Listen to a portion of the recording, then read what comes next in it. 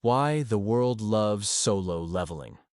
While everyone's making videos about why solo leveling supposedly sucks, let me hit you with some facts that'll completely flip your perspective.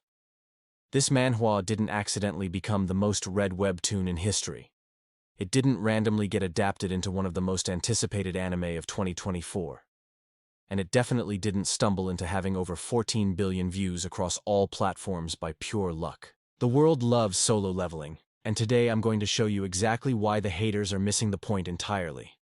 The biggest criticism thrown at solo leveling is that Jin-Woo is overpowered and there's no real struggle. But here's what critics don't understand. That's literally the entire point, and it's executed with surgical precision. Solo leveling isn't trying to be Dragon Ball Z where power scaling matters. It's not attempting to recreate the underdog journey of Naruto or the strategic complexity of Death Note. This story is doing something completely different. Something that resonates with millions of readers worldwide in a way that traditional hero narratives simply can't match. Jin-Woo starts as the absolute weakest person in a world where being weak means death. Not metaphorical death, not social death, but literal gruesome death in dungeons filled with monsters that can tear humans apart. The system doesn't just make him strong, it transforms him from society's most pitied individual into its most feared protector.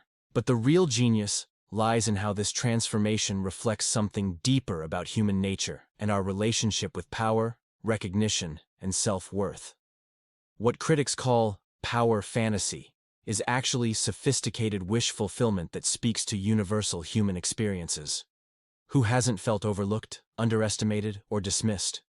Who hasn't dreamed of proving everyone wrong in the most spectacular way possible? Jin-Woo's journey from E-rank to Shadow Monarch is not just about getting stronger. It's about reclaiming dignity, demanding respect, and showing the world that they were wrong about you. That's why millions of people across different cultures, languages, and backgrounds connect with this story on an emotional level that transcends typical anime narratives. The art style alone revolutionized how action sequences could be presented in webtoon format. Jang Sung-rak didn't just draw pretty pictures.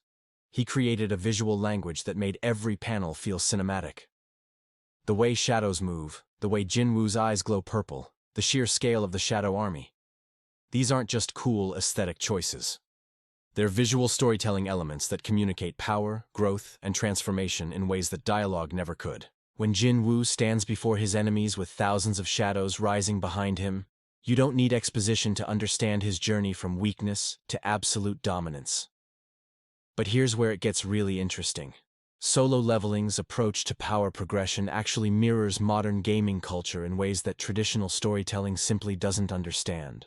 The system, the level-ups, the skill acquisitions, the inventory management, these aren't shallow gimmicks borrowed from RPGs. They're narrative devices that speak directly to a generation raised on video games, a generation that understands progression systems, achievement unlocks, and the satisfaction of seeing numbers go up as a reflection of effort and growth. The global success statistics are absolutely staggering and impossible to ignore. Solo leveling has been translated into over 20 languages. The original Korean webtoon consistently ranked #1 on every platform it appeared on. The light novel translations became bestsellers in multiple countries simultaneously. The anime adaptation announcement broke the internet, generating more buzz than established franchise sequels. These aren't accidents or flukes. They are evidence of a story that connects with human psychology on a fundamental level. Critics love to compare solo leveling unfavorably to series like Attack on Titan or Demon Slayer, but they're missing the point entirely. Solo leveling isn't trying to be those stories. It's not attempting to create complex political narratives or explore the moral ambiguity of violence. Instead, it's perfecting a very specific type of storytelling, the power progression fantasy, and executing it better than anyone has ever done before. The emotional beats hit differently, because they're earned through Jin-Woo's transformation.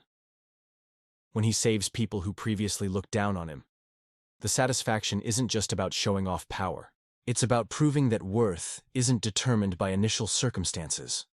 When former bullies and dismissive colleagues suddenly treat him with respect and fear, it's not just power fantasy, it's a meditation on how society treats people based on perceived strength rather than inherent value. The Shadow Army concept alone showcases storytelling brilliance that critics completely overlook.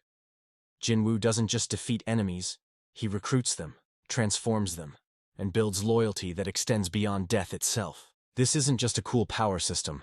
It's a metaphor for turning your defeats, your struggles, and even your enemies into sources of strength. Every shadow soldier represents a challenge overcome, a fear conquered, a moment where Jin-Woo proved he was stronger than what tried to destroy him. What makes solo leveling truly special is how it handles the supporting cast. Yes, Jin-Woo is overpowered, but the story never pretends otherwise. Instead, it shows how his growth affects everyone around him: his sister's improved life, his mother's healing, his guild members' increased confidence, his nation's security. The story understands that when one person rises, they can lift others with them. That's a message that resonates globally because it speaks to our desire not just for personal success, but for the power to protect and provide for those we care about. The manhwa's approach to mystery and revelation keeps readers engaged in ways that critics never acknowledge. The system's origins, the connection between Earth and other dimensions, Jin-Woo's true nature as the Shadow Monarch, these aren't plot holes or lazy writing. They're carefully planted mysteries that provide forward momentum and keep readers theorizing, discussing, and anticipating each new chapter. Solo leveling succeeds because it understands something fundamental about storytelling in the digital age. Sometimes people don't want complex moral dilemmas or character growth through suffering. Sometimes they want to see someone rise above their circumstances completely and absolutely. They want to experience what it feels like to be so powerful that your enemies flee at the mention of your name. They want to see loyalty rewarded, family protected, and doubters proven wrong in the most spectacular way possible. The series has spawned countless reaction videos, fan art, theories, and discussions, precisely because it gives people something to root for without reservation. In a world full of anti-heroes and morally ambiguous protagonists, Jin-Woo represents something pure: the triumph of will over circumstance, the victory of determination over disadvantage, and the satisfaction of proving that everyone who underestimated you was completely, utterly wrong. The world loves solo leveling because it delivers on its promises without apology. It doesn't pretend to be something it's not, doesn't try to subvert expectations for the sake of being clever, and doesn't sacrifice emotional satisfaction for intellectual complexity. It tells the story of someone who decided to become strong enough to protect what matters, and then actually follows through on that promise in the most visually spectacular way possible. That's not shallow storytelling. That's knowing exactly what story you want to tell and telling it perfectly.